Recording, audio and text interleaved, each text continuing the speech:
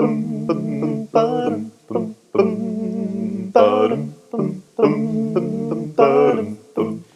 right, hello everybody, and welcome to another one of our conversations here with Dan. Sup? So this week, usually I kind of talk through all the different ways we're there, but this week I would like them to take just a moment and let us know where they're watching from. Ooh, that would be great. Like if you're on YouTube or you're on Facebook, make a comment real quick, or if you're on the podcast, leave us a review and comment where you're watching or listening from in the case of the podcast. So pause the video for just a second. We'll still be here, but let us know where you're from and then come back and you can keep watching. See, if I said, where are you from, I'd mean like location on the map, but you mean which... No, which place, like Facebook or whatever? No, I mean where they're from, where they're living, or where they're watching. Okay, then. Yeah, they could be at Chicago's O'Hare Airport. That's not where they live, but it's where they're watching. Gotcha. So yes, whatever platform they're on, they can report physically where they are. Moving right along. Footloose and fancy free? Yep. Muppets. Okay. So let's get to this week's question. We had someone write in and they asked, how are people that never heard the gospel going to be judged? And he kind of went into some discussions about various cultures and things, but then he finished it out by saying, is there more to it than just the Romans 1:19 passage? Which I guess that's probably a good place to start. Sure. What is that? What he's talking about here in Romans 1:19 is where Paul is talking about the Gentiles and their sinful lifestyle. And he's basically saying that there's no excuse for them not to know that there's a God. And that we can look at creation, and that creation displays the invisible traits of God, his everlasting power and divinity, so that they might be without excuse.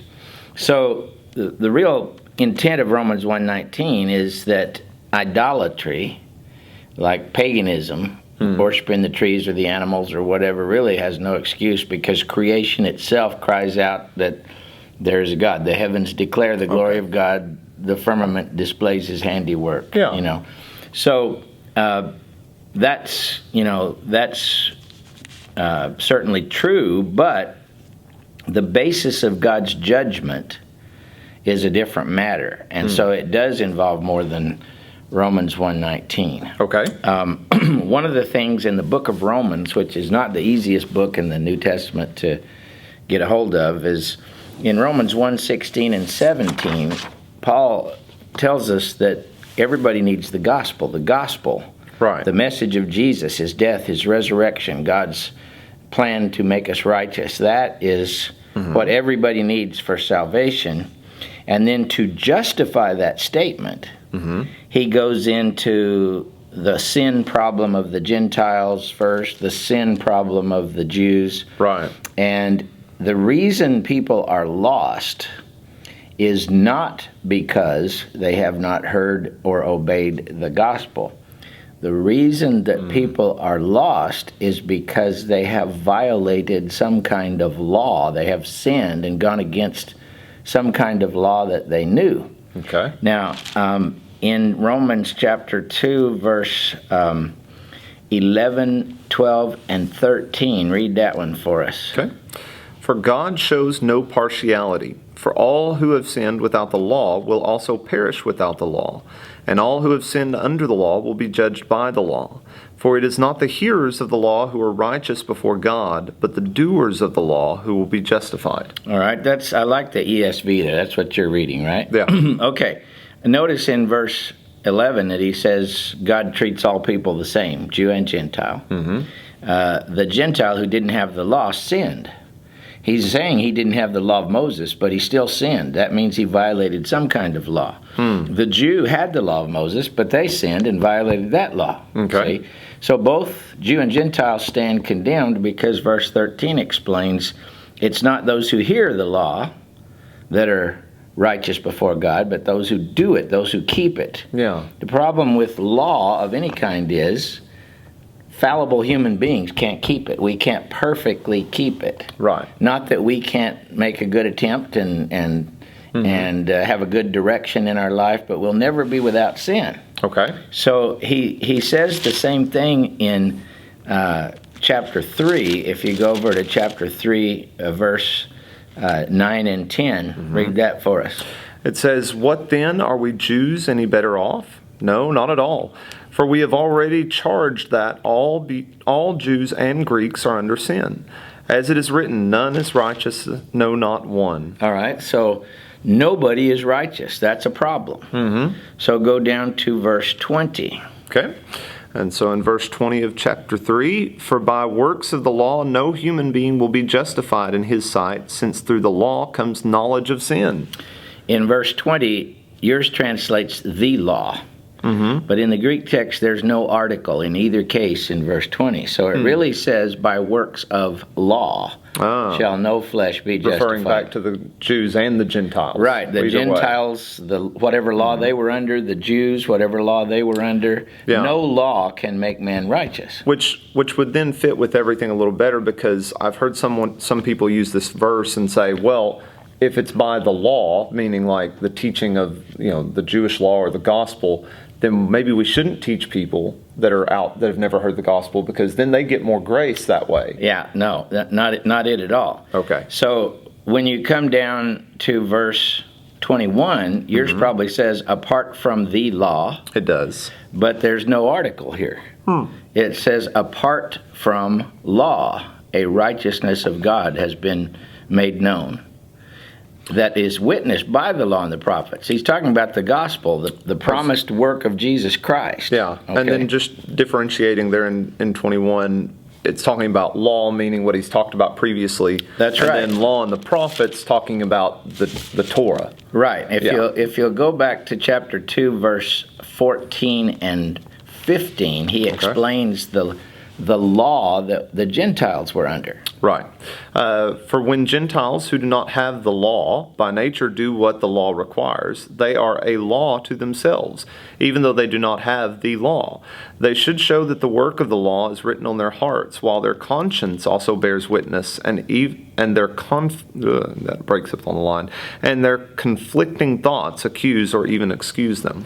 All right. So the idea here is that the law of the Gentiles is the law of their conscience. However, their conscience has been educated in the society that they're under. So God does not hold people responsible for what they do not know.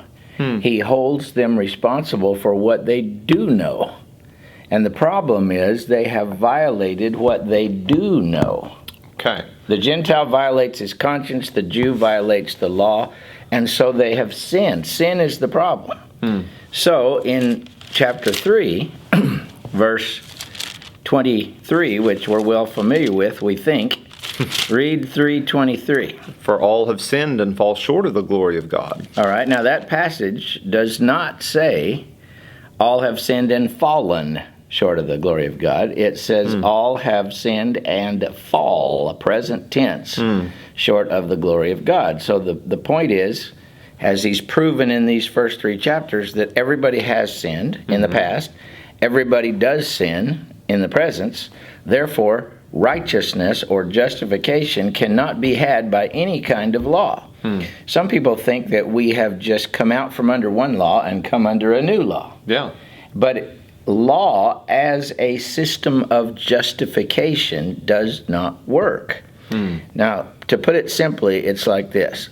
Everyone outside of Christ is under law as a system of justification. God simply measures them up against the law, whatever law they're under, and if they don't measure up, then that's too bad. They've sinned, see? He's got nothing else to work with. Right. But those people that are in Christ, Romans 6:14 says, they are not under law, but under grace. Right. Doesn't mean they don't have commandments to keep. Yeah. But it means they are not under law as a system of justification. They are under grace as a system of justification. Okay. So turn to Romans 10, verse 4. This tells us what happens when somebody becomes a Christian. 10:4 for Christ. 10:4. Sorry. That's a big 10:4, good buddy. As soon as I said it. Romans 10:4. For Christ is the end of the law for righteousness to everyone who believes. All right. Listen to this again. Christ is the end of law. What do you mean by that, Paul? I mean that if you come to Jesus Christ, that's the end of law being your system of justification. Christ is the end of law, resulting in righteousness. That's a gift given to us by God for everyone who believes. That's those that trust God to do something for them that they can't do for themselves. So the basis of justification for Christians is Christ. The basis of justification for everybody else in the world that's not a Christian is law. Law is hopeless. By works of law, nobody can be justified. Romans 3:20. Okay, so I'm going to put something out there to you that I remember hearing a lot growing up, and you can poke holes in it or however you want to approach it here. But I used to hear people ask this question about, okay, people have never heard the gospel, how are they going to be judged? And the way it was usually presented was anyone who hasn't heard the gospel is lost, and otherwise the Great Commission loses its power. Well, that's correct. That is correct. But the reason they're lost is not because they haven't obeyed the gospel, but because they have violated whatever law they are under.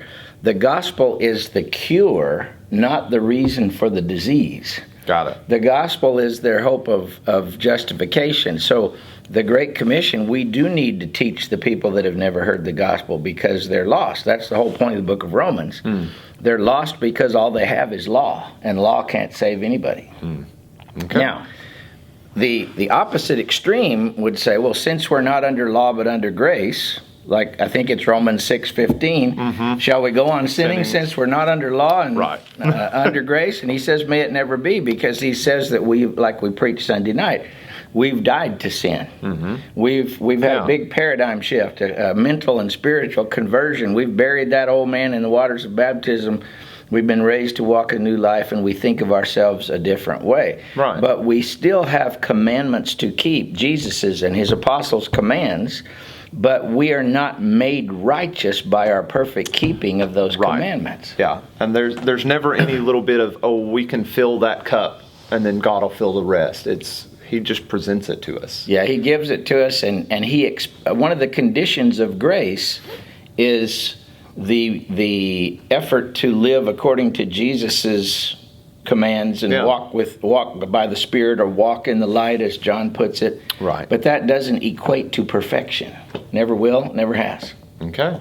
All right. Hopefully that answers the question and gets the ball rolling, and maybe there's some more questions related to this one. But 10-4, my little bearded buddy. Of course. Y'all have a good week, and don't forget, let us know where you're watching from. See you next time.